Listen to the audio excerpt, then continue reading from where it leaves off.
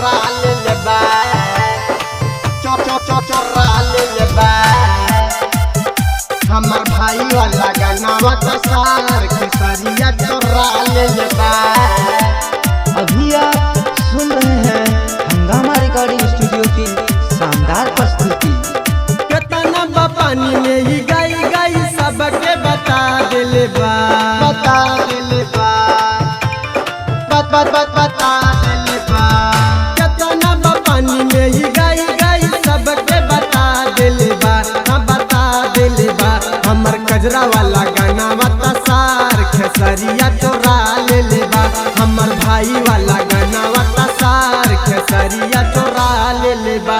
हमर लहंगा वाला गाना बता सार खेसरिया चोरा ले बा। हमर कजरा वाला गाना बता सार खेसरिया चोरा ले बा। हमर भाई वाला गाना बता सार खेसरिया चोरा ले बा चोरा ले बा। हमर भाई वाला गाना बता सार खेसरिया चोरा ले बा चोरा ले बा। छोटे छोटे इस कारण के इतनी दिखावेला जैसे गाना हिट हुए ता सबसे पहले चोरावेला। छोटे छोटे इस कारण के इतनी दिखावेला जैसे गाना हिट हुए ता सबसे पहले चोरावेला। अखिलेश का सपुया के बिचवा में मरवा ले बा। हमर कजरा वाला गाना बता सार खेसरिया चोरा ले बा।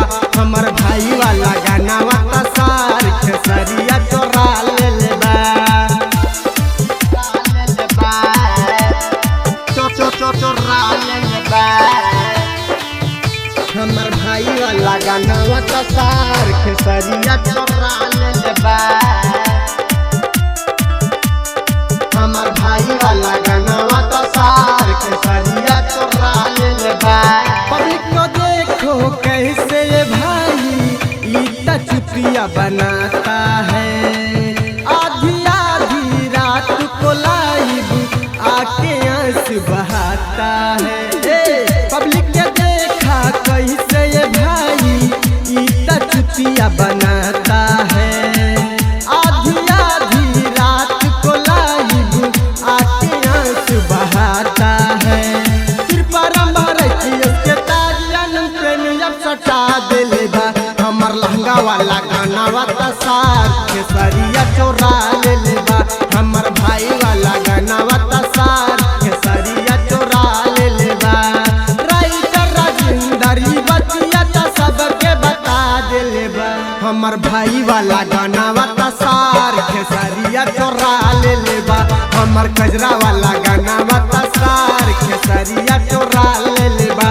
हमर भाई वाला गाना बता सार खेसरिया चोरा ले बा।